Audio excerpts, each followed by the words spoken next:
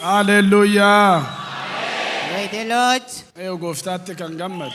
Who is glad to the Lord?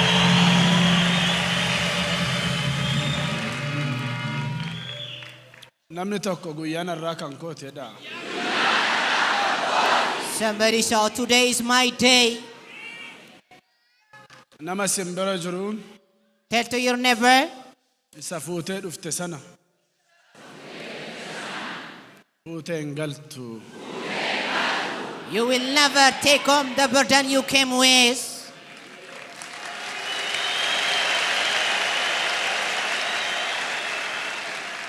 Dubbii Waaqayyoo dhageenya.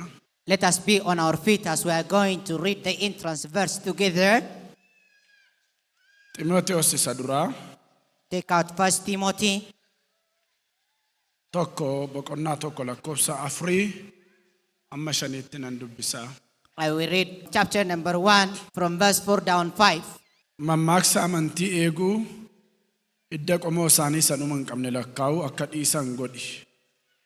Wanti isaan godhan kun falma duwwaa kaasa malee akeeka Waaqayyoo isa amantiidhaan fudhatamu sanaaf hin hojjetu. Nuyi garuu barsiisa biraa sana dhowwinee jaalala garaa qullaa keessaa yaada garaa hin boora'in keessaa fi amantii gowwoomsaa hin qabne keessaa ba'uu dammaqsuudhaaf hin barsiifna.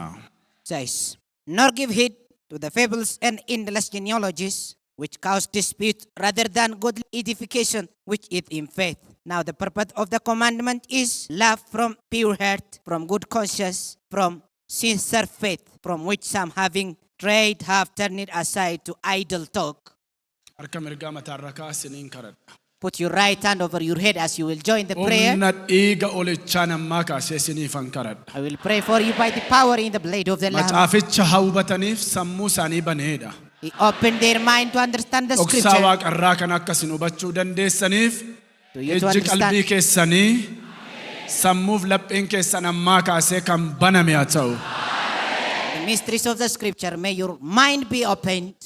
Waaqichi bara si'anaa akka namni dhugaan hubanne inni jafuura namaa jaamsu inni qalbii namaa duuchu inni laphee namaa cufu ammaa kaasee sirraa tarsaaseera dhiiga olichaatiin.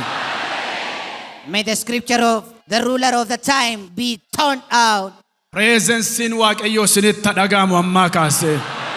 May you sense the presence of God right Sensi now. godhaa dhiiga olichaatiin. May you sense it. Sensi godhaa dhiiga olichaatiin. May you sense it. Qilleensi Waaqayyoo isinitti dhaga'amu. May you sense the wind of the Lord. Ammaa kaasee ejjentoonni seexanaa lafa jiranitti paralyzed ta'an.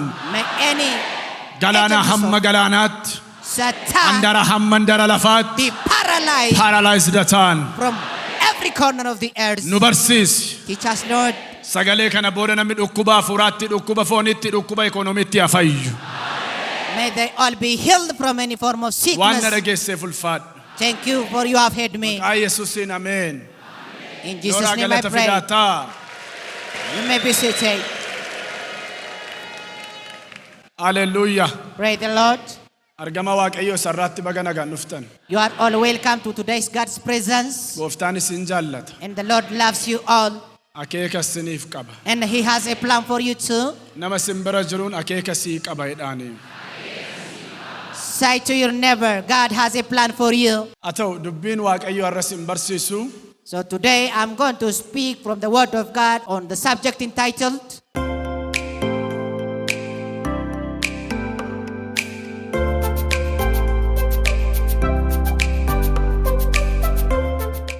Kiristiyaanummaa fayya buleessa waan jedhu irrattan sin barsiisa. The Sound Christianity. Kiristiyaanummaa fayya buleessa. The sound or healthy Christianity. Xeenaammaa Kiristinnaa. The sound or the healthy Christianity. Fayyina gaafan jedhu isa kan fooniini barsiisuu barbaade miti. And when I say I'm not considering about healthy or physical healthy, Fayyummaa isa kan hafuuraati. but I am going to focus on the spiritual healthy. Yeroo baay'ee Most of the time, kan nama miidhu dhukkuba hafuuraati. the terrible illness is not the physical illness, but the spiritual illness. Dhukkuba foonii namni sinii arguu danda'a, sinii beekuus danda'a. The physical illness may be detected and may be cured. Manni yaalaas isinii argee fala isaatti isinii barbaaduu danda'a. And also you may have medication from clinics or hospitals. Kan ultrasoundiinis CT scaaniinis hin agarree kan namni isiniif hin beekne kan qinqanii caalaa nama nyaatu dhukkuba hafuuraati. But the terrible, that devouring insect is the spiritual illness, which cannot be detected by ultrasound nor by X-ray. Namni dhukkubsatee dhukkuba fooniitiin yoo du'e lubbuunsaa mootummaa Waaqayyoo argachuu danda'a. Dhukkuba hafuuraatiin yoo du'e garuu namni jireenya bara baraallee hin argatu. If spiritually healthy dies with physical sickness, he may go to the eternal kingdom. But if he dies with the spiritual illness, he will never ever enjoy the kingdom of God. Dhukkubni foonii Because the physical illness foon ajjeesa. kills only flesh. Dhukkubni hafuuraa garuu lubbuu ajjeesa. But the spiritual illness kills the soul. Kanaaf That's why dhukkuba hafuuraatti fayyuun waan guddaadha. it is great miracle to be healed from spiritual sickness. Wanta hafuura namaa dhukkubsu waan baay'eetu jira. For there are many agents or there are many factors affecting the spiritual beings. Namni hafuurri isaa dhukkubsataa A man that is suffering from spiritual illness namaaf ilaalcha fayyaa hin qabu. has no a good mindset for others Ilaalchi isaa booraadha because his inside is corrupted yookaan ilaalchi isaa dhukkubsataadha. and his inside is suffering from illness too, Hafuurri isaa hokkolaadha. and his spirit is crippling, Addunyaa hafuuraa irratti kadhanni isaa qabamaadha. and his prayer in spiritual realm is under control. In kadhataa deebiin hin jiru. No answer for his prayer, Waaqayyoon barbaadaa wal arguun hin jiru. no seeing God in his prayer to God. Namni dhukkuba hafuuraa qabu He that is suffering from spiritual illness Waaqayyoo wajjinis has namaa wajjinis a problem both with walitti dhufeenya gaarii hin qabu. man and God and has no fellowship. Kanaaf dhukkuba hafuuraatti fayyuun waan guddaadha. That is why I am saying it is great Kan hafuurri miracle keessan dhukkubsate ganama kana fayyaa dhiiga walichaatiin. to be healed from spiritual sickness, and may you be healed this morning. Kutaan amma dubbise keessatti In the previous verse I read, Phaawulos mucaa isaa hafuuraa Xiimotewosiin gaafa gorsu when St. Paul advised his spiritual son Timothy, akkuman gaafan Maqedooniyaa dhaquudhaaf ka'ee as I urged you when I was about to Macedonia, sin gorsa jedhaan. let me again advise you. Gorsan si gorsu kun And this my advice for you akkati mandaraa Efesiyoon turtuun barbaada jedha. is that you will stay in Ephesus. Mandaraa Efesiyoon sababni turuuf The reason why St. Paul wanted to Timothy stay in Ephesus, barsiisaa hafuura namaa dhukkubsachiisu yookaan hafuura namaa fayyaalessa dhowwatutu jira Efesiyoon keessa. there was a doctrine that has been defiling the health of many. Barsiisni isaan kennan kuni And that doctrine mammaaksa amantii. was a fables Inni biraan immoo and hidda qomoo ofii lakkaa'u. endless genealogies. Isa kana akkati dhowwituuf And to you to warn them not to teach it, mammaaksa kana akkati balleessitu to avoid these fables, hidda isaanii isa qomoo hin qabne lakkaa'u sana akkati balleessituuf warn them not to count their endless genealogies. akkati Efesiyooniin turtuun barbaada jedha Phaawulos. Paul said to Timothy, I want you to be in Ephesus. Mammaaksi amantiif hidda qomoo ofii lakkaa'uun kun morkiif dubbii yoo kaase malee fayyina namaa irratti waan dabalu hin qabu jedha Phaawulos. St. Paul said, it profit nothing for the spiritual nor for salvation rather than disputes. Yihuudoonni Jews namni fayyuu kan danda'u perceive that a man can be saved Yihuudoota irraa yoo dhalate yookaan immoo qomoo Abrahaam yoo ta'e qofa fayya jedhanii amanu. if and only if he is born of Abraham's seed or if he is among the Jews. Kanaaf hidda qomoo isaanii sana waa hin baafne lakkaa'u. That is why they have been counting their endless genealogies, Fayyinni dhufuu kan danda'u argamuu kan danda'u because they perceive that Yihuudii qofarraa yoo dhalate. salvation can be gained only if you are from Jewish families. Isuma kana lakkaa'u.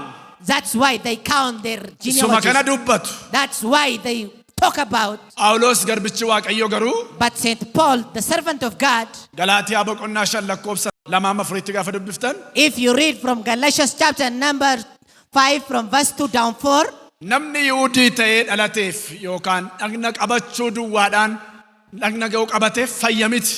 Namni fayyuu kan danda'u hojii ilma Waaqayyoo fannoo irratti hojjete amanuu duwwaadhaan. Kan namni qullaa'uu danda'u, kan qajeelummaan argamuu danda'u, fayyinni kan argamuu danda'u isa golgaa cubbuu tarsaase, isa keenyan diinummaa jigse hojiin hojjete sanatti amanuu qofadha malee idda qomoo fi lakkaa'uudhaan miti jedhee morma Phaawulos. St. Paul said, man can be saved not by circumcision nor by endless genealogy, but by believing to the works of Christ that he did upon the Calvary. Arrayyuu Kiristoos Yesuusin lammaffaa dhalatanii Even today, those who are born again through waldaa Christ, Waaqayyoo keessa taa'aa those who are in churches of Christ today, idda qomoo fi ka warri lakkaa'an those who are counting their endless genealogy hin fayyine. are not saved yet. Waldaa keessa jiru malee hin fayyine. They are not saved yet, despite they Kiristoos are. Yesuus fannoo irratti cinqaarsuu isaatiin abaarsa karaa Addaam dhufe sana nurraa shaareera. In the church, for Christ Jesus has abolished that genealogical curses through Yesuus Adam. irraa lammaffaa kan dhalate sanyii kooti, sanyii keeti. Yesuus irraa lammaffaa kan dhalate laga kooti, laga keeti. Laga biraa hin qabnu, sanyii biraa hin qabnu, hidduun irraa argamne, sanyiin irraa argamne, isa fannoo irratti cinqaarsa ilma Waaqayyoo Yesuus. We don't have different gene, different identity, because what was born of Christ, what was born again is my seed, your seed, and he is the seed of the Son of God. Kun Yihuudootaaf dhukkuba guddaa ture. And this was the great sickness for Jews. Waa'een mammaaksa amantii, waa'een idda qomoo fi lakkaa'u kun nama hin fayyisu, hin qulleessu. Kirikiri yookaan falmii foonii kaasuu malee waan dabalu hin qabu. Isa kanaan cimsii mormi jedha Phaawulos Ximootiyoosiin. St. Paul said, come against these religious fables, these endless genealogies profit nothing rather than creating dispute among one another. Waan sadiin sinitti hima. Let me give you 3 clues. Kiristaanummaa fayya buleessaa akkamittiin dhufuu danda'a? How to have sound Christianity. Xeenaammaa kiristinnaa indeet mamxaat ichilaal. How can you have the sound Christianity or the healthy Christianity? Tokkoffaa The first, jaalala qullaa qabaachuudha. having pure love. Jaalala qullaa. Through having pure love. Sagalee mambaan irra deebi'ee sini dubbisa fagoo deemaan jiruwan. I am yet quoting this statement from the same verse, Ximootiyoos isa duraa 1 Timothy tokko shanisuman sila dubbise. chapter number 1 from verse 5. Nuyi garuu barsiisa biraa sana dhowwinee jaalala garaa qullaa keessaa. Meena wajjin jaalala garaa qullaa'edha. Yeah. Says, now the purpose of the commandment is love from pure heart. Jaalala qullaa. Love from pure heart. Jaalalli qullaan attamiin dhufa? So how can you gain love from pure heart? Yoo fudhattanii ilaaltanii jaalallumti namni wal jaallatu kun Even the degree of love among friends or among people. na dhagaa jirtu mini Are you listening to me? jaalallumni namni wal jaallanna jedhee wal jaallatu kun bu'aa irratti isa hundaa'edha. Depends on profits or benefits. Namni tokko ka'ee nama jaallachuuf sababa qaba. Many raise or post reasons Maal qaban jedhe? to love one another. Sababa qaba. They do have reasons. Sababa malee namni nama jaallatu hin jiru. And no one loves you without reason. Inni tokko fira kooteedha, inni tokko hiriyaanatti dhiyaatudha, inni tokko wadaaja koodha, kana naa goote, sana naa goote, guyyaa rakkinaatti na bukkee dhaabbate, gaafa akkasii kana naa ta'e, maal koodha, maal koodha, maal koodha jedha. Maal irratti hundaa'ee nama jaallata namni? Sababa. So man wants reason so that he will love you. Jibbuudhaafis sababa barbaada, jaallachuufis sababa barbaada. And also reasons to hate you. Sababa malee kan nu jaallate tokkotu jira. But we have somebody who loved us without reason. Mee namni tokko sababa malee kan na jaallate tokkotu jira jedha. Eenyudha inni? Yesus Kiristoos. Somebody shout, I do have the one who loved me unconditionally. Yohaannis 3:16 maal jedha? In John's Gospel chapter number 3 from verse 16. Waaqayyo biyya lafaa amma jaallatutti Bible says, for God so loved the world, tokkicha ilma isaa dabarsee maal godhee kenne. He gave them His only begotten Son. Amma maal ta'utti? Until what? Amma jaallatutti. For God so loved the world. Amma jaallatutti. For God so loved the world. Abbaan manaaf haati manaa gaafa wal fuudhanii wal jaallatanii wal fuudhu. Gaafa wal diiganis gaafa jaalalli isaanii irratudha. Soba immoo dhugaadha. Yaa bu'aa malee kan nutti hin signe. Haala laalees kan nurraan signe. Indiyu yawaddadeen fissuun fiqir. Akkasumatti kan nu jaallate jaalala guutuu jaalala irruun qabne ilma Waaqayyoo Yesuusidha inni. Even the marital engagement or fellowship depends on reasons. But we do have the Son of God who loved us unconditionally. Jaalala qullaa jechuun jaalala isa kan Waaqayyooti. So a pure love is to mean the godly love. Irra sinii deebi'a. Let me repeat this statement. Jaalala qullaa jechuun jaalala isa kan Waaqayyooti. A pure love is the God's type love. Gowwoomsaa kan of keessaa hin qabne. In which there is no deception. Soba kan of keessaa hin qabne. In which there is no false. Jaalala bu'aa irratti hin hundoofne. Which is independent of Sababa kan hin advantage. barbaanne. Without reason. Jaalala dhugaa. Unconditional. Qulqulluu. Truth. Isa kan Waaqayyoo. And godly type. Gooftaan ganama kana kanaan sinaa eebbisu. May the Lord bless you by this type of love this morning. Eewudha kanarra jaalala isa kan Waaqayyoo qabu. And who has this God's type love? Namni yoo nama jaallate danda'ee namarratti hamaan hojjetudha macaafni. For the Bible says, he that loved will never think harmful over other. Namni namarratti hamaa hojjetu He that think an evil over other nama jibbaaf keessaa qabudha. is he that is full of hatred. Kiristiyaanummaa fayya buleessa kan dhowwatu yookaan kiristiyaanummaa nama okkolaa kan godhu kan booressu keessaa tokko maali yoo jettan jibbadha. So one of the factors that affect Inaaffaadha. the health or the soundness Jallina. of Ammeenya. Christianity is evil, Araara gochuu dadhabuu. hatred, and forgiveness. Isaan kun hundinuu dhukkuba afuraati. And these are all the spiritual sickness. Iddoo jaalalli ga'ee Where there is perfect love, waan hundumaa gadi baasee gata jaalalli. it can take away any Jibba other. gadi baasee gata. Be it hatred, Soba gadi baasee gata. be it false, Sodaa gadi baasee gata. speaking, be Ergaa it Yohaannis duraa 4:18 dhaqxanii gaafa dubbiftanii jaalalli iddoo ga'e jedha sodaa gadi baasee gata'edha. The Bible says in 1 John chapter number 4 from verse 16 down 18, the perfect love casts away all fear. Arra rakkinni waldaa kiristiyaanaa maal yoo jettanii The problem of many Christians today jaalala feekiitu jira jaalalli inni kan Waaqayyo inni qulqulluun hin jiru. is that there is no genuine type love but fake love. Hin jiru inni. There is no genuine type love. Amma barsiisa jaalalaa beektu hundi keessan tiksiisaas qabdu. Garuu hojiin isaan jiru. Many of you know the doctrine of love and the scriptures concerning it.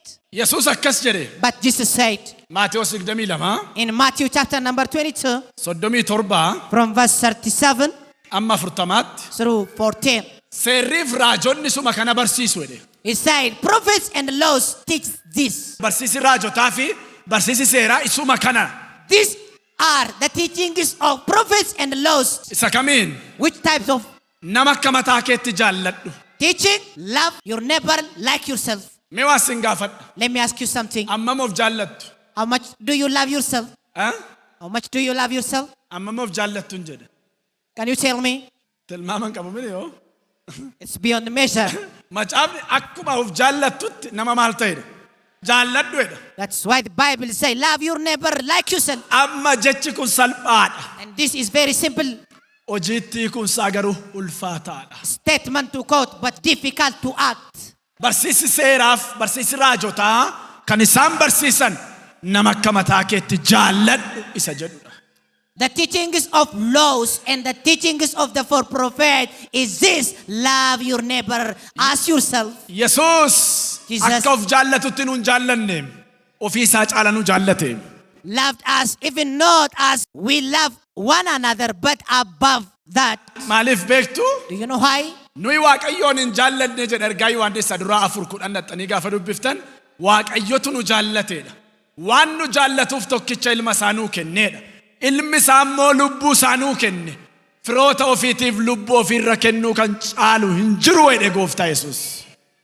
The Bible says in the 1 John chapter number 4 from verse 10, if you read it down, God loved us and gave us his only begotten son, and his son gave us his own soul. And what is the greatest love than giving one soul to his friends?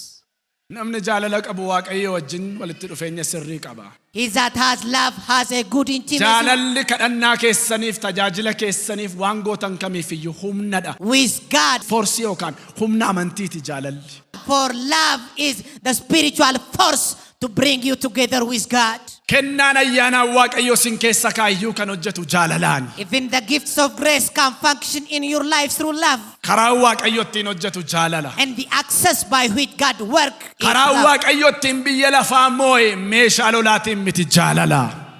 The victory by which God has conquered is through love. Namni jaalala isa kan Waaqayyo qabu fayya buleessa hafuurri isaa. He that has God's type love has sound spiritual being.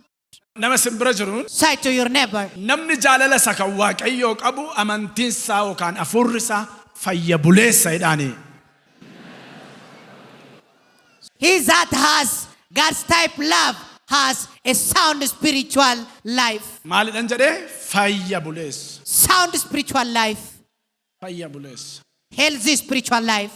Fayya buleessa. Sound spiritual life. Jaalalli qulqulluun inni kan Waaqayyo namni of keessaa qabu hafuurri isaa fayyaadha. He that has a pure and genuine God's type love has sound spirit. Baay'een keessan raftanii kaatanii hin aadduu. Many of you are groaning, Nyaattanii boqottanii hin aadduu. unsatisfied in your eating, Ciiftanii garagaltanii hin aadduu. on your bedroom, Okkolaadha hafuurri keessan. and you are spiritually crippling. Irriba nagaan qabdanii. You are suffering from sleeplessness. Jeeqamaadha. You are already disturbed, Nagaan qabdanii. and you are peaceless. Goolamaadha jireenyi keessan. You are already disturbed. Maaliif beektu? Do you know why? Hafuura keessantu boqonnaan arganne sin keessaa. Because your spirit is restless. Hafuurichatu lolamaadha. Because it is on fight. Jaalala isa kan Waaqayyootu sin keessaa irratee jira. Because you are lack of God's type love. Kanaaf nagaan qabdan. That is why you are restless. Humna dhiiga oolichaatiin qinqanii nagaa keenyaatu sana ajjeeseera si keessaa ganama kana. By the power in the blood of the Lamb, I Ajjeeseera si keessaa dhiiga oolichaatiin. kill out that devouring insect of your peace. Fayyaa ta'u hafuurri kee. May your spirit be healed. Lama, The second, kiristiyaanummaan fayya buleessa attamiin dhufuu danda'a. Lama, how to have the sound Christianity is garaa hin boora'in. having uncorrupted heart. Garaa maal hin ta'in? What type of heart? Garaa hin boora'in. Uncorrupted heart. Garaa boora'ame warri beektan. Do you know defiled heart? Garaa hin boora'in. Undefiled or uncorrupted heart. Yaalte bakkalee lib. Undefiled heart. Garaa hin boora'in. Uncorrupted heart. Namni garaa qullaa qabu agammadu. Blessed be the man of pure heart. Waaqayyoon iyyuu arguu kan dandeessan, kadhanni keessanis dhagaamuu kan danda'u yaada garaa qullaadhaanidha. Even you can see God through your pure heart. Maal jedhe gooftaa Yesuus barsiisa gaararraa irratti? Upon the teachings of the mountain, Jesus said, Maatiyoos 5:8. if you read on Matthew 5:8, Warri garaa qullaa qaban agammadan isaan Waaqayyoon argu. blessed are the pure in heart, for they shall see God. Eewun argu. Whom shall they see? ልበ ንጹሐን ደስ ይበላቸው እግዚአብሔርን ያዩታልና። Blessed are the pure in heart, for they shall see God. kadhannaan Daawit inni guddaan maali yoo jettan? If you consider the greatest prayer point of David Faasaa 51 lakkoofsa 10. in book of Psalm 51:10, Yaa gooftaa garaa qullaa naaf uumedha. Mee namni tokko harka mirgaa ol fuudhaa. Yaa gooftaa jedhaa wajjin. Yaada garaa qullaa naaf kennedha. David said, oh God, give me the pure heart. Irra deebi'ee harka mirgaa ol fuudhaa. Yaa gooftaa Say this after yaada me. garaa qullaa naaf kenni. Oh Lord, give me pure heart. Akkas jedha Salamoon. King Solomon said Fakkeenya 29. in Proverbs chapter number 20 from verse 9, Eenyutu yaada garaa koo qulleeffadheera cubbuu koorraas qullaa'eera jechuu danda'a ree? Mee na duuka jedhaa. Eenyutu yaada garaa koo qulleeffadheera cubbuu koorraas qullaa'eera jechuu danda'aare. Say, who can say, I have made my heart clean, I am pure from my sin? Ee'uudha inni Who can say, kan yaada garaa koo qulleeffadheera jedhu. who's that say, I have made my heart clean?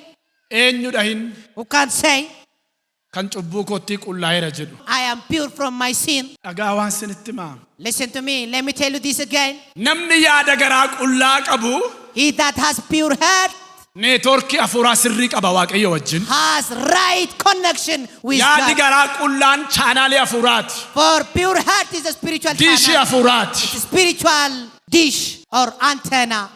Waan sinitti himaa. Let me tell you this. Maali wanti yaada garaa namaa booressu? What are the things those defile heart? Hamii, Backbiting, jibba. hatred. Hamiin keessumaa yaada garaa namaa booressa. Backbiting defile the heart. Mee sagalee Waaqayyoo isinii dubbisa dhagaa. Let me give you this clue from the Bible. Fakkeenya 25 lakkoofsa 23. In Proverbs 25 from verse 23. Qilleensi gara bitaa akkuma bokkaa fidu. Jetteen ija dheekkamsaatiin nama ilaaluu fida. Meena duuka jedhaa. Qilleensi gara bitaa akkuma bokkaa fidu. Jetteen ija dheekkamsaatiin nama ilaaluu fida. Says, the north wind bring forth rain, and the backbiting tongue and angry countenance. Dhageessanii. Have you heard this statement? Qilleensi gara bitaa akkuma bokkaa fidu. Like the north wind brings rain, Jetteen the backbiting statement ija hamaadhaan nama ilaaluu fida. brings bad countenance. Namni kan ija hamaadhaan nama ilaalu yoomidha. So, where do people have bad countenance over one another? At what time? Jettee sana dhaga'ee maal ta'a? After listening to that backbiting. Jettee gaafa dhaga'u maal ta'a? No. Jettee gaafa dhaga'u yaada garaa isaatu maal ta'a? Hin booraa. Namuma kaleessa jaallatu ilaalcha gaarii qabu sana ilaalcha gaarii ilaaluu dadhaba yookaan dhiisa. Ija gaariin ilaaluu dadhaba. Afaan nagaatti haasa'uu dadhaba. Maaliif? Yaada garaa isaatu boora'e. Dhageettiin hin taane yaada garaa namaa maal godha? Booressa. Ilaalcha gaarii nama keessaa balleessa. The bad message or backbiting defile the heart. Jettee yookaan dubbiin ituun dhugin sin macheessa. That backbite lets you to drink even though you don't drink alcohol. Namni yaada garaa isaa gaafa boora'u When man's heart is defiled, nama akka isaatiif ilaalcha fayyaa dhaba. he will lack healthy outlook or insight for Kiristiyaanummaan isaa dhukkubsachuu jalqaba. his neighbor, and his Christianity suffers sickness. Sinii gala Do you understand? na dhagaa jirtu immoo fayyuman iyyaa jira. Are you with me? Moo iddoo biraa galtan? Mee warras jirtan? Okay. Thank you. Phaawulos akkas jedha. So St. Paul said Hojii ergamootaa 24:16. from the book of Acts chapter number 24 from verse 16. Mee na duuka dubbisaa. Kanaanis guyyaa hundumaa Waaqayyoof nama duratti garaa qullaadhaan argamuudhaaf an ofii kootii nan dhamaa. Eewun duratti Waaqayyoof nama duratti. Say, because of this, I always try to maintain a clear conscience before God and all people. Kiristiyaanummaan Christianity namaa wajjiniif Waaqayyo wajjinidha. is having good fellowship with God and with people too. Namaa wajjin jiraachuu kan dandeessan ollaa keessanii wajjin baaldarabaas hojii keessanii wajjin nama wajjin hojjettan ollaa ta'u waan barbaade ta'u wajjin jiraachuu kan dandeessan yaadi garaa keessanii qullaa yoo ta'edha. You can have proper intimacy both with God and with people if and only if you have pure heart. Irran deebi'a. Let me repeat this statement. Namaa wajjin jiraachuu kan dandeessan yaada garaa qullaa yoo qabaattanidha. waaqayyo wajjinis walitti dhufeenya sirrii kan isin qabaachuu dandeessan yaada garaa qullaa yoo qabaattanidha. You can have proper intimacy both with God and with people, even only if you have pure heart. Neetworkiin kun gara lamanittuun hojjeta. This network works both sides. Namaaf nama gidduutti, waaqayyoof nama gidduutti. Between man and between God. Yaada garaa qullaa. This network of pure heart. Yaada garaa qullaa. The network of pure heart. Waan mattee waaqayyoon kan dhageessifachuu dandeessu yaada garaa qullaanaani. You can be heard in your prayer if you have pure heart. Kadhattee kan waaqayyo si dhaga'u yaada garaa qullaadhaan. You can be answered in your prayer if you have pure heart. Faarsaa 24 tokko kaasaa dubbisaa. You can have this from book of Psalm 24:1. Eenyu kan gaara waaqayyoo irra dhaabbatu? The Bible says, who can mount upon the Maannoo mountain? በእግዚአብሔር ተራራ ላይ የሚቆም Who can mount upon the mountain of the Lord? eenyu godoo waaqayyoo isa qulqullaa keessa kan buufatu? And who can dwell in the tents of God, of the Holy One? Isa yaadi garaasaa qullaa'e. Unless he that has a pure heart. Isa yaadi garaasaa qullaa'e. Unless he that has a pure heart. Inni garaansaa waaqayyotti dhiyoodha. He is near to God. Inni waammata inni dhageessifata. He will call to the Lord and the Lord shall answer him. Waaqayyoo uffannaa keenya bakkee waaqeffannaa sochii nu bakkee goonu ilaala miti. Pointiin waaqayyoo neetworkiin waaqayyoo garaa keenya yookaan laphee keenya wajjini. God's point, God's consideration is not all over our physical outlook, but Yaada is garaa keenyaa ilaala hin. our heart. Laphee keenya. Our heart. Libbaachin. He considers our heart. Garaa saasa qullaa'e ilaala waaqayyo. He see if we have pure heart. Akka jedha Daawit. That's why David said Faarsaa 66:18. in the book of Psalm 66 from verse Ituun hamaa garaa kootti yaadaa kadhadheera ta'ee gooftichi matumaanan dhaga'uu ture jedha. 18, have I had evil in my heart? God has not heard me. Amma garuu sagalee waammata koo waan ofirraan deebifneef maqaansaa eebbifamu jedha. But now blessed be his name, for he has not rejected the voice of my prayer. Namni yaada garaa qullaa qabu hafuura fayyaa qaba. He that has pure heart has healthy spirit. Namni jaalala isa kan waaqayyoo qabu hafuura fayyaa qaba. He that has God's type love has healthy spirit. Ba'aa hafuuraa beektu? Do you know what is to mean the spiritual burden? Ba'aa hafuuraa. The spiritual burden. Yeroo baay'ee dhaxxanii jilbeenfattu miti kadhachuudhaaf. Dhaxxanii kadhachuudhaaf yaaddanii jilbeenfattanii ituu waan dubbatin dhufee irribi gasinitti bu'a. Yookaan jecha kadhataatu siniin dhufu. Yookaan kadhannaa mas siniin dhufu. Akkuma akka saatti daqiiqaa 10 sas qabdanii achi qabdanii rakkattanii hima. Egaa akkuma barbaaddetti naa dhageettanii dhaxxanii raftu. Inni kun maali dhaxxanii yaadu? Ba'a? Ba'a hafuuraati. Ba'a hafuuraati. Seexanaa reen? Miti. Ba'a hafuuraati. Ba'aan hafuuraa kun maal? Sana akkasiin ibsitan barbaada. Dadhabbii. Mee walitti haasa'a maa jechuudha? Dadhabbii. Let's discuss with one another what is the spiritual Mee burden. walitti haasa'a. Discuss with each other. Haasa'a maa jechuudha ba'aan hafuuraa? Talk to one another. What is the spiritual burden? Mee haasa'a walitti. Let you discuss.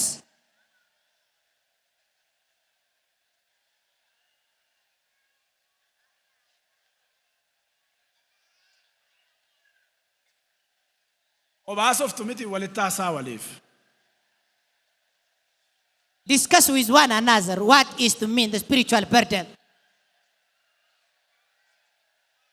Okay, mee namni naa ibsu nama lamaaf carraan kennas bahee harka baase. Mee harkan barbaadu. Okay, come on. Thank you. Kottu. Gadi bu'i kottu. Let you come to the front and Kan biraawoo. give us the summary of your discussion. Come on. Okay, maa jechuudha? Ba'aa hafuuraa jechuun namni tokko yeroo kadhannaatti dhiyaatu waaqayyo wajjin haasa'uudha waan ta'eef wanti dadhabbiin isatti dhaga'amuu fi sa'aatii sanatti hariiroonni waaqayyo wajjin qabu fayya buleessa waan hin taaneef dadhabbii yookaan hirribaan gadi qabama. Sammaa dubbadheera maa jechuudha ba'aan hafuuraa kun attamitti sii gala? Akkitti naa galee ba'aan kunii kan inni irraa dhufu dhibaa'ummaaf dadhabbii. Okay. qulqullummaan keessa isaan jiru taanaan jaalala dhugaan keessa isaan jiru taanaan sababa kanarraa kan ka'e hafuura dadhabbiitti buufata sababa isaarraa ka'e inni kadhannaa hin dandeenye jechuudha kan fudhadhetti. Jaalala Dhugaa jechuun of keessaa waan hin qabneef kadhannaa dadhabsiisa. dadhabsiisa. Hafuuraan jechuun ani akkana yaadutti waaqayyo irraa fagaachuu. Namni yaada san keessaa ba'e yaada biraatti achi osoo kadhatu yaada biraa yaada. Jilbifatee odoo jiru waa'ee mana isaa yaada. Yaada biraa si yaaddu kan godhu sun maal? Ba'aa hafuuraa. Thank you. Okay, ata'u. Ba'aa hafuuraa jechuun hafuura lamatu jira.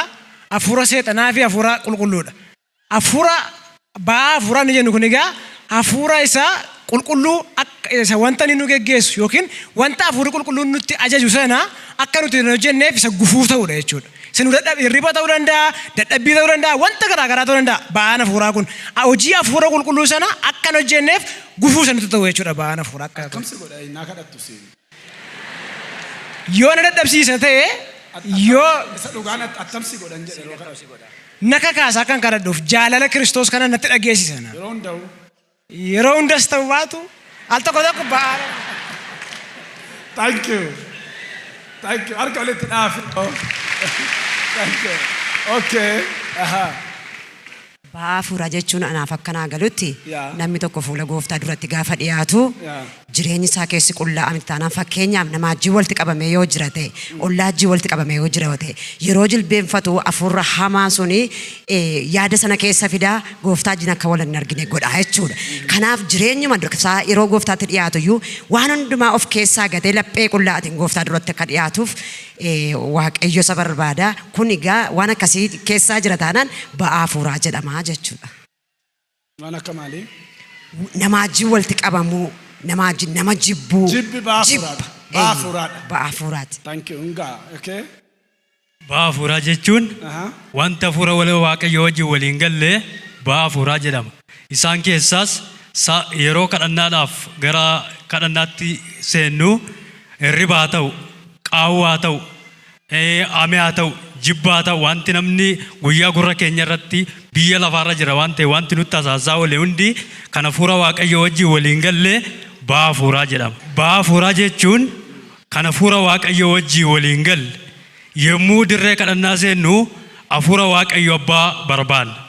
Hafuura waaqayyo yeroo nu barbaaduuf jennutti wanti nun guyyaa dachee kanarraa biyya lafaa kana keessaa dhagaa oollu ameen, jibbi, irruun, qaawwii adda addaa. Mee waan si gaafadha. Biyya lafaa keessa jiraattamini? Eeyyee. Boroo. Boorimmaa mirga abbaadhaan nannee amanannee waaqayyo keenya fayyisaa keenya eeggachaa jira. Inni gaafa duutudha. Har'as ta'ee biyya lafaa kanarra yeroo jirru fooniini duunee gara waaqa dhaquu dandeenya. Lammaffaa immoo qophoofnee dhufaatii gooftaa keenya Biyya lafaa kee ayyarattaan jedhee. biyya lafaa kanarratti ba'aa kan jedhamu Xaanumaa dhageessa waan jedheen. biyya lafaa keessaa Qoye ilaam. Biyyi lafaa kun jallinaan kan guutedha, hannaan kan guutedha, jibbaan kan guutedha. Keessa jiraan namni? eeyyee Eeratta keessaa boru. biyya lafaa kana keessaati mootummaa waaqaa dhaquu hin barbaada. Mormoo.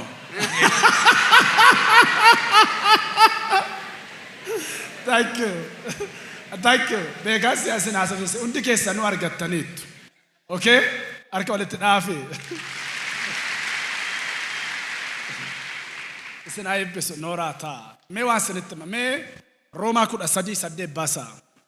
Most of them have been responding what is the spiritual burden. To answer as a summary, let you take out Romans chapter number 13 from verse 8.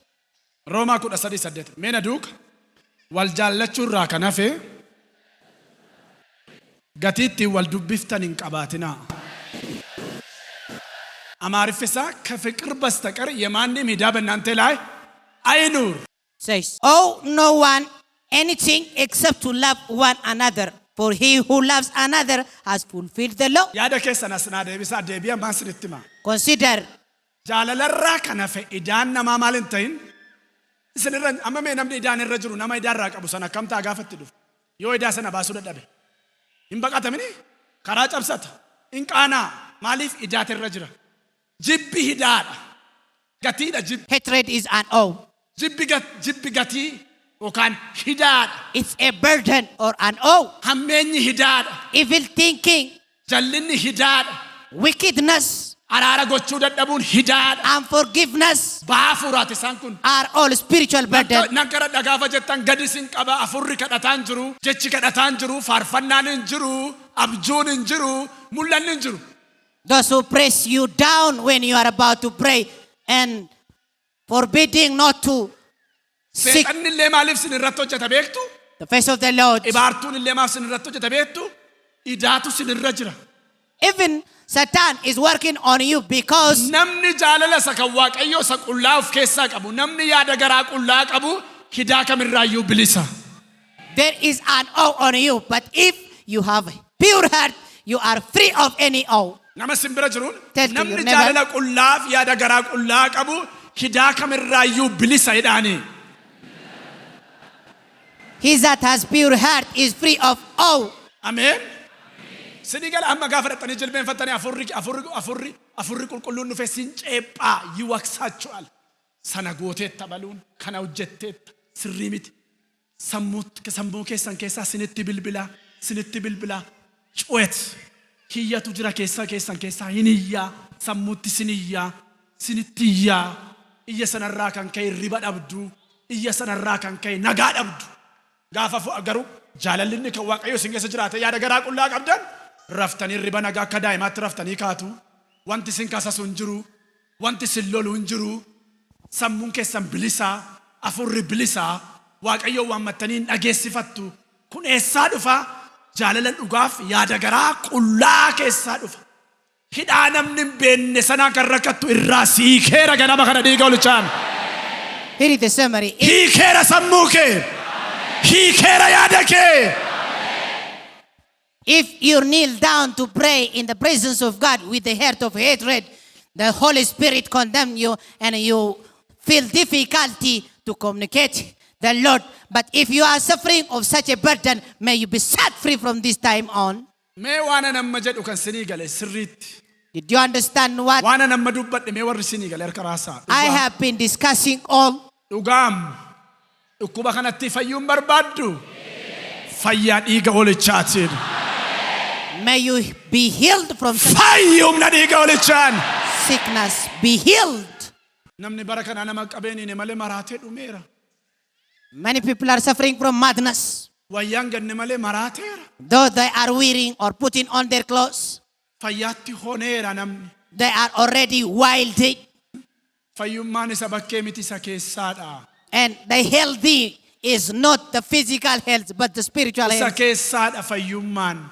The genuine healthiness Nagaan isa keessaadha isa namni bakkee wayyaan dhoksee ilaaluun miti. is the spiritual soundness or Qinqanii si nyaatu sana si onse sana si keessa ajjeeseera dhiiga olichaatiin. the internal health. Ajjeeseera! And may that devouring insect die out of you.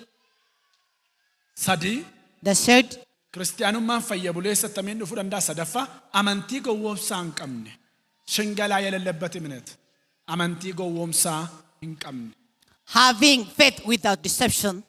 Amantii maal hin qabne? Having what types of faith? Gowwoomsaa hin qabne. Iddoo ammaa silan dubbisettan deebi'ee si yaadachiisin gabaabaatti sin ibsa kana. Let me remind you the previous verse again, and as I'm going to discuss it all, Amantii gowwoomsaa hin qabne. sincere faith. Shanirraa nuyi garuu barsiisa sana dhowwinee jaalala garaa qullaa keessaa yaada garaa hin boora'in keessaaf amantii gowwoomsaa hin qabne keessaa bahu dammaqsuudhaaf barsiifna. Amantii gowwoomsaa hin qabne. Says, now the purpose of the commandment is love from the pure heart, from good conscience, and from sincere faith. Yesuus yeroo baay'ee barsiisaa warra Fariisotaatiin kan inni mormuu fi Why Jesus used to come against the teachings of Pharisees waan ofiitti hin jiraanne nama barsiisu. is they used to teach the teaching they lived not. Waan ofiitti hin jiraanne baasaa fuudhanii namarra kaa'u. They put the burden on others that they bear it not. Gooftaan Yesuus bookeen calaltu gaalan molli qimsitu jedheen. Jesus said, you filter the mosquito, but swallow camels. Ija dimbilaalaa fi shilaalaa keessaa 10 keessaa iyyuu hin baaftu. You pay the tithe even from the little things. Warra bookee calalu warra gaala liqimsu. You filter mosquitoes, but swallow camels. Jireenyi isaaniif barsiisa isaan kennan kan waliin argine. And their teaching and their life are in balance. Ani kiristiyaana jenna waldaa keessa oolla. Waan biyyi lafaa hojjetu hojjenna. Biyya lafaa wajjin qixxee dubban. Biyya lafaa wajjin qixxee hojjenna. Waan biyyi lafaa godhu goona. Maqaan adda nuun baasu. Kiristiyaanummaan keenyaaf hojiin keenya yoo wal simate malee kiristiyaanummaan keenya kiristiyaanummaa gowwoomsaa ta'a. Unless our religion, our faith, and our work is coherent, our Christianity, our identity shall be fake identity. Paulus Timoteosin akkas jedha. And St. Paul said Barsiisa keef ofii kee eeggadhu. to Timothy, Akkana gochuu keetiin warra si dhagaaniif amantii kee gara fayyinaatti geeffattaayidha. guard yourself and guard your doctrine. By doing this, you will draw money to salvation. Feekii kiristiyaanummaa feekii. Fake Christianity. Feekii. Fake Christianity. Jireenyiif hojiin kan walin siman. It's a life or a Christianity whose life Waaqayyo kana keessaa nu haa baasu sinaa baasu. teaching will not coherent. Nama simbira jiruun Tell to your neighbor, kiristiyaanummaan kee kan maqaa hin ta'in kan jireenyaa ta'u edhaane. lest you be nominee Christian, but the Christianity of life. Ximootewoos saduraa 4:16 dubbisaa. You can read 1 Timothy 4:16. Saduraa 4:16. 1 Timothy 4:16. Hojiin keenyaaf kiristiyaanummaan keenya wal simuu qaba. Our works and our Christianity should coherent. Wal simuu qaba. They should match, Walin simu taanaan wal dhiita. because they will contradict each other. If not, Waliin morma ofuma isaa. they will come against one another. Kanaafidha ergaa Yaaqoob 2:17 kiristiyaanummaan hojiidhaan mul'anne ofii isaa du'aadha. That is why the Bible said in James 2, Christianity without action is dead. Du'aadha. It is dead, or faith without action is dead. Kiristiyaanummaan hojii wajjin walin simatu taanaan Christianity without action, du'aadha. it is dead. Yookaan gowwoomsaadha. Or deception, Gowwoomsaa. it is deception. Nama gowwoomsina immoo miti of gowwoomsina malee. And we are deceiving not other but ourselves. Yaaqoob 2:17 irraa argattu san jedhe. James chapter number 2 from verse 17. Gowwoomsaa. Deception.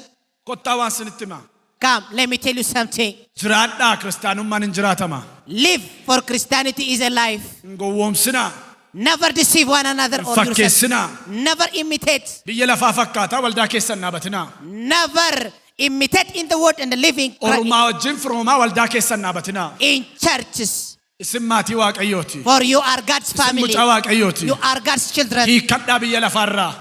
Hiikkadhaa hojii isaarraa. Hiikkadhaa amala isaarraa. Hiikkadhaa gochaa isaarraa. Fakkeessaa keessaa baa.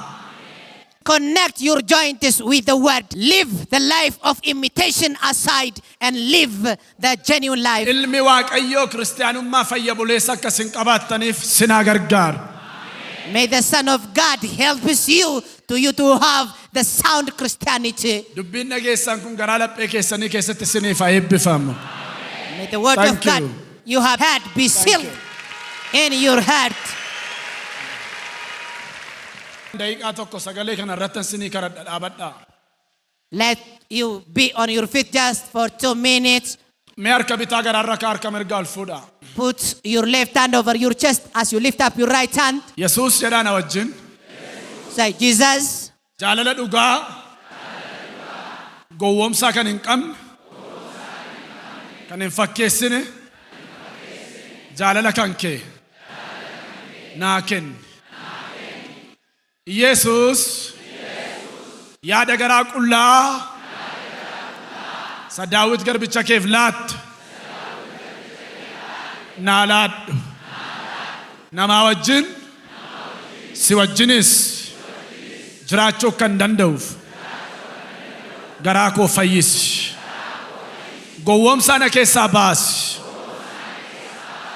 Kadhadhaa daqiiqaa tokko sagalee ol fuudhaa dubbadhaa.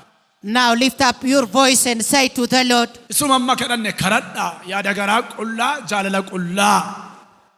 Oh Lord, give me your own type love. Give me the heart that you gave for David, the pure heart. take away my heart of hatred and give me your heart, which is free of deception, which is genuine in love.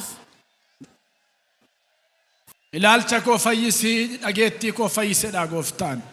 Say to the Lord again, oh Lord, heal my insight, heal my hearing. Raftee irriba gaarii kan dhabde. If you are suffering of sleeplessness in your bed, Kadhannaan kan si keessaa goge. if you are dried in your prayer, Caamsaa afuuraatiin rukutamtee kan jirtu. if you are suffering of spiritual Ongeen afuuraa kan si dhaye. dryness, Abjuun ganamaa kan si keessaa du'e. if that dream from your early the morning Afurri kee okkolaa kan ta'e. is lost, Jaalalli kee okkolaa kan ta'e. if you are crippling in your love, Keessi kee kan nyaatamu. if your inner man is devoured, Siin karadha dhiiga olichaan fayyi. be healed. Siin karadha dhiiga olichaan. As I will pray for you, Caamsaa afuuraan dhaamtee kan jirtu ongeen si dhayee.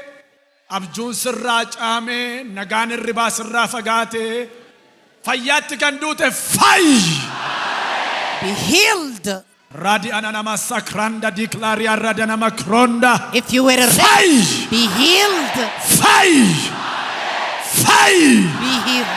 Fayyi. Be healed. Be Fayyi. healed. May you be healed. Afurri kee afayyu ganama kana. May your spirit be healed. Kadhannaan kee afayyu. May your prayer be healed. Tajaajilli kee gaa'illi kee hojiin harka kee afayyu. May your ministry, may Bultoon kee afayyu dhiiga olichaa. your marriage be healed. Okkolaa afuura kee nan dhidhiiba. Cabaa afuura kee nan dhidhiiba. Fayyi. Fayyi. Fayyi. Fayyi. May you be healed and be made. Nagaan kan sirraa fagaate nagaan kee adeebi'u. May your peace be restored.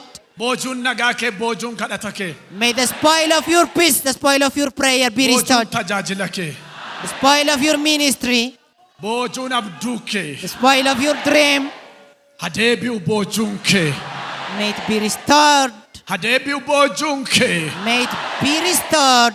Adeebi'u nagaan kee bade kun. May your peace be restored. Duumessi sirraa deeme sitti adeebi'u ganama kanaa kaase. May that cloud of glory Fayyi. return. Fayyi. Fayyi. Be healed. Be Fayyi. healed. Be Fayyi. healed. May you be healed. Ralaba sakranda diklaria radanama kronda. Redianama santardianama kranda diklaria radanamo setradianama kranda. Redialalabos. Irratti dhangalaasi bokkaa kadhata. Bokkaa jaalala bokkaa araara.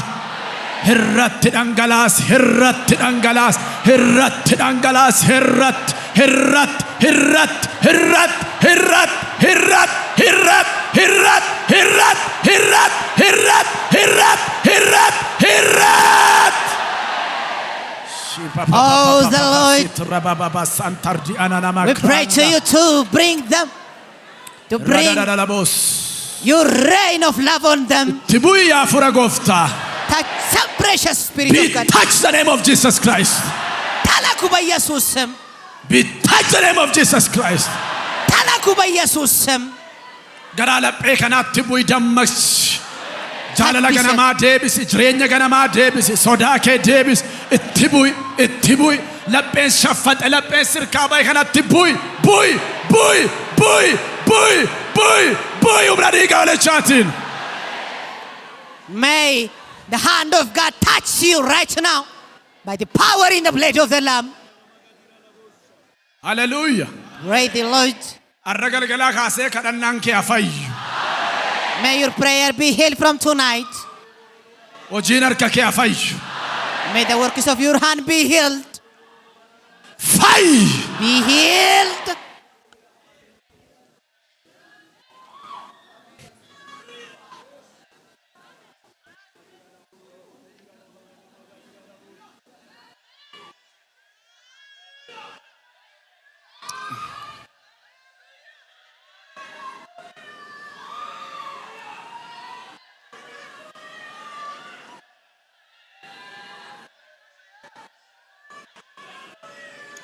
Harka laphee namaa keessaa duumessa gurraacha xaraguun argaa.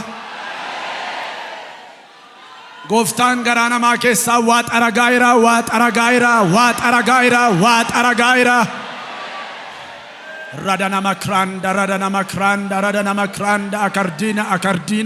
akardina radana makronda satardi anana makranda kranda radana mokrando dia la bosse tradiana makranda ya labori andalaba.